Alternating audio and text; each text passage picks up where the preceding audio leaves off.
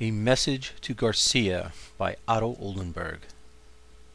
Chapter 1. The Enemy. The secret of man's being is not only to live, but to have something to live for. Dostoevsky. Omar Cribb was an ambitious man. He had long labored for the Harriman family and was now a trusted associate. He was known as a man who could get the dirty things done and gain his current post by killing his predecessor, J. Korn. Korn was foolish, believing in national patriotism and that the United States government ran world affairs. Most people believed this as well. They couldn't be more wrong. Korn also believed there was some sort of company loyalty. His murder was, of course, approved from the top. How foolish and idealistic Korn was, Cribb thought as he stood over the dark pit below him, stooping to open a bag beside him. Well, at least the dogs will enjoy what's left of him. He laughed aloud as he pulled Korn's head from the bag and tossed it into the pit, the unseen dogs growling and fighting for the scrap in the pit's blackness. Cribb's laugh was guttural and coarse. He was about 6 foot tall, 270 pounds, and had a ragged mustache. His appearance was sloppy, like a garbage man that had just come from drinking in a bar all night and gone straight to work. But make no mistake, there was a deep, cold, calculating intelligence behind his dark brown eyes. Part of the danger of Cribb was his common appearance.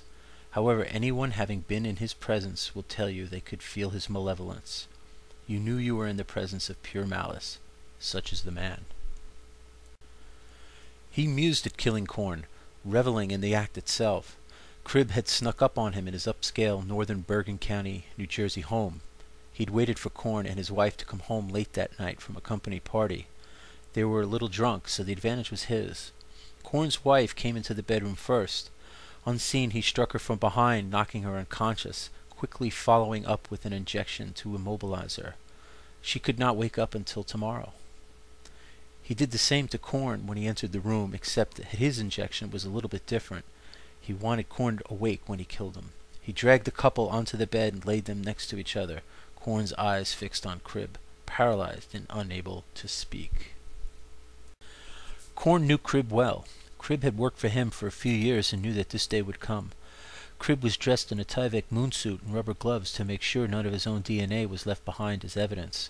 He looked over at Korn's wife and thought, "She is attractive. Nice body." Cribb was tempted, but there could be no DNA evidence. It was all about business. Cribb left the room and came back with a large chef's knife and a sharpener from the kitchen. He slowly and deliberately sharpened the knife in front of Korn. This was to be a painful and purposeful killing, and he wanted Korn to agonize over the last moments of his life. What was that Winnie the Pooh passage, Cribb thought. Christopher Robin says, "Pooh, what is the best thing in life?" "Well," said Pooh, "what I like best." And then he had to stop and think, because although eating honey was a very good thing to do, there was a moment just before he began to eat it which was better than when you were, but he didn't know what that was called. But Cribb knew the answer. Sweet anticipation. Cribb took in the moment, breathed in deeply as if someone smelling a hot apple pie cooling on a windowsill, and as he began to hum the theme to Winnie the Pooh, he clinically severed the head of Korn from its living body. Cribb raised the head in front of him and looked intently into Korn's face. With a look of disappointment, Cribb slowly stuffed the head into a waterproof stuff sack and walked out the door. Cribb chuckled to himself. Mrs. Korn will have a nice surprise waiting for her when she wakes in the morning. Cribb walked out of the barn on his secluded estate in southwestern Connecticut. The night air was cool and clean. He thought, an interesting career path I've taken all these long years. The dogs are fed and have a new position with a nice raise. But one must keep an eye out. This was, after all, about client service. What has happened tonight can happen again. But maybe one day I'll be giving the orders. Cribb was ambitious. His cell rang. "Cribb," said the voice on the cell.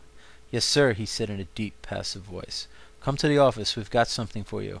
"On my way." Cribb hung up and placed the phone back on his belt. "Ah, yes," Cribb thought. "This is why I make the big bucks." He smiled and reckoned himself to be the luckiest man in the world to have such a job. He headed into the house, with only the sound of the dogs joyfully fighting for the scraps of their tasty treat to disturb the evening.